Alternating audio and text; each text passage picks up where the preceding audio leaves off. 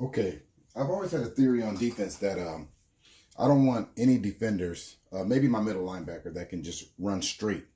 Uh, I believe defenders need to change direction. They need to run in different directions since we're talking about electric football. So what I usually do is I have my corners, or what I usually do use TTC bases and have my corners um, work from the outside in on their respective sides. So what I call it playing the post or playing the short slant, playing the post, depending on how much I angle them in or out. What I've been doing lately is experimenting with just using rookie bases or pro line bases. And it came up because I remember hearing a friend, Joe was talking about the limited amount of time you have to make your adjustment after a pass is completed. And that's why I don't play this way normally, but I've got some teams that do have all rookie bases on them, but they do run in different directions. So I just have to remember to put them on the right side depending on what defense I'm running. So in this case, if I set my corners or tweak my corners to run to the outside in on each side, so I know they're running the outside in, they're changing directions from the outside to the inside. If I flip flop them, they're gonna go the opposite. So I have to make sure that I put them on the same size. And there might be a defense where I do that, where I might decide I want them to play the inside out like that, and go to the sideline. But I don't have to turn any dials. I don't have to remember where they're going or which direction they're going, and you get a little smoother run out of them too that you don't get from some of the TTC bases. The main thing that does for you is when the receiver catches the ball, opposed to having to try to turn the dial or whatever else, I do the same thing that I do with all my other guys that are rookies. All I have to do is pivot them. Okay. So what I'm going to do is I'm going to run a couple of plays and I'll show you the different ways that I use my corners like I did in some of the other videos. And then I'll show the adjustment being made to, tackle a receiver.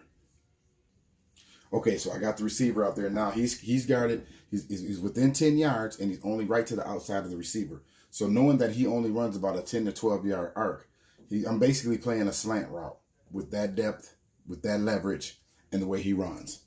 Okay, so I played a slant. He went out.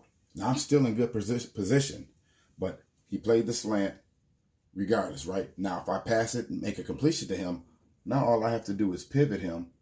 I know he runs that way. He can still make that tackle without me having to pick him up and turn a dial. Again, the same thing. This time I'm going to play a deep post, which means I'm going to angle him out a little more so he can run a wider arc. Most average tweakers can tweak their bases to turn in these directions. I know you don't see it a lot in tweaking videos. You see mostly just speed and them running between the hashes. But I know most tweakers that can tweak for speed, they can tweak for direction also. So here we go. See, then he went for he played the deeper post. Now he's hugging the receiver on the outside in. He's going to do that every time. I don't have to worry about the dial. Like some of the dials, if they're looser, they'll move as the board vibrates. So the pattern will change as you're playing. I still have that problem a lot with certain bases. Whereas I'm playing, even if I have the dial straight, it'll slowly start working its way left or right. Now he's set to play the deep fly route. So he's about 10 yards off.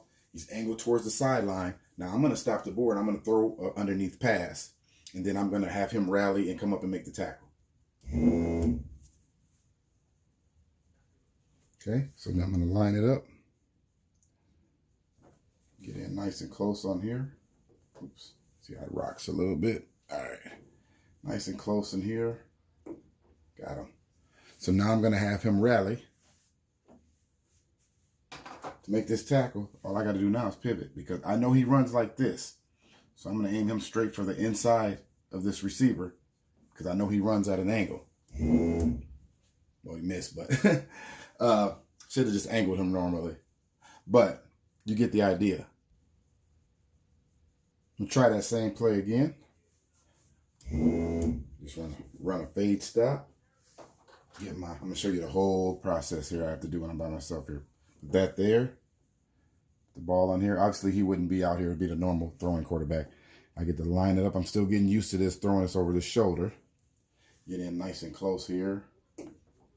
Okay, I missed him there. Let's try it again. This isn't really about the passing. This is more about the, see, I'm throwing me. Okay, see, I'm aiming off to the right. See, I'm off to the side. Okay, let me move it in. There we go. That's it. Still over there. Kind of hard because I'm not behind him. Okay, now let's try it.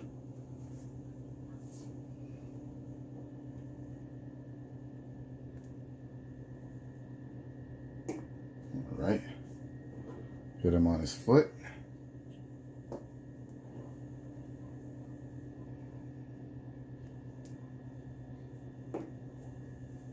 So let's see the rally.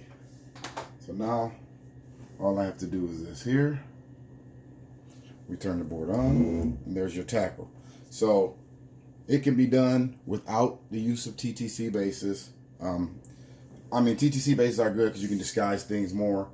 But if people are really worried more about being able to maximize how many people they can pivot after a pass completion, I suggest you do something similar to this.